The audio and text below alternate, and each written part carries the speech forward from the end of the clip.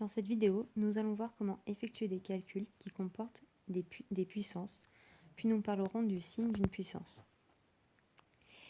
Dans une expression sans parenthèse, on calcule en premier les puissances, ensuite les multiplications et divisions s'il y en a, et on termine par les additions et soustractions.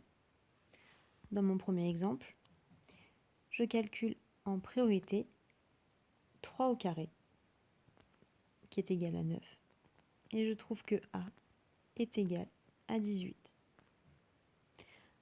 Dans le deuxième exemple, je calcule d'abord ce qu'il y a entre parenthèses, ici 5. Je recopie ensuite tous les nombres et les opérations que je n'ai pas encore effectuées, en se rappelant bien qu'entre un nombre et une parenthèse, s'il n'y a rien d'écrit, cela correspond à une multiplication.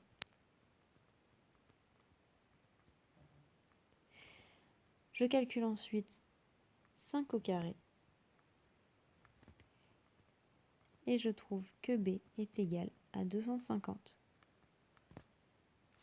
Dans mon dernier exemple, pour éviter d'avoir trop d'étapes, je vais pouvoir calculer en même temps ce qu'il y a à gauche et ce qu'il y a à droite de mon addition.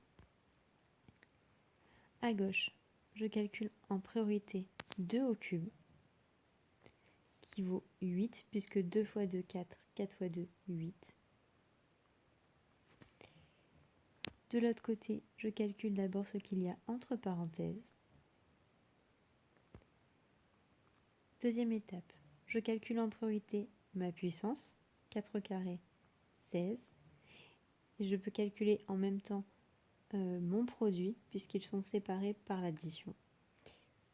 10 fois 8, 80. Et le résultat est 96.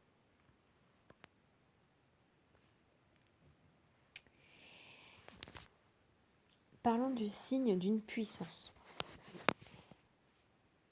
Une puissance d'un nombre positif sera forcément un nombre positif. Ici, 3 au carré et 5 au cube sont bien des nombres positifs. En revanche, si je regarde la puissance d'un nombre négatif, le signe de mon résultat va dépendre de mon exposant. Si mon exposant est impair, mon résultat sera négatif. Et si mon exposant est pair, le résultat sera positif. Je vais vous expliquer pourquoi sur ces deux exemples. Moins 3 au cube. Je peux écrire que c'est égal à moins 3 fois moins 3 fois moins 3. Comme le produit de deux nombres négatifs est un nombre positif, je peux barrer entre guillemets mes moins 2 par 2. Et ce produit, je peux l'écrire plus simplement, moins 3 fois 3 fois 3, ce qui correspond à moins 3 au cube. Donc je viens bien vous montrer pourquoi moins 3 au cube est un nombre négatif. Et en plus, son résultat est simplement égal à moins 3 au cube. Ça me permet de ne pas écrire les parenthèses et donc de simplifier mon écriture. Moins 3 exposant 4 est un nombre positif. Parce que si je fais le même travail, je peux le décomposer comme ceci. On a dit que j'avais le droit de barrer mes moins 2 par 2, entre guillemets. Donc celui-ci et celui-ci. Ces deux-là ensemble. Finalement, ce produit, c'est juste 3 fois 3 fois 3 fois 3, ce que je peux écrire 3 exposant 4. Donc moins 3 exposant 4 est bien un nombre positif et c'est même égal à 3 exposant 4, donc sans le moins et sans les parenthèses.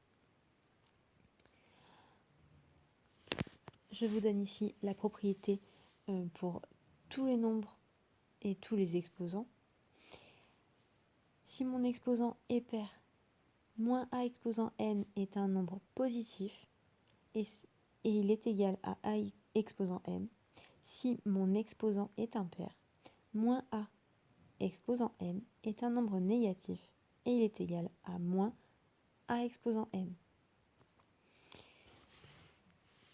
Grâce à cette propriété, je peux donc simplifier mon écriture en faisant tomber les parenthèses. Moins 2 exposant 4, comme 4 est pair, le résultat est un nombre positif et est égal à 2 exposant 4. Moins 2 exposant 5, comme 5 est impair, le résultat est un nombre négatif et est égal à moins 2 exposant n.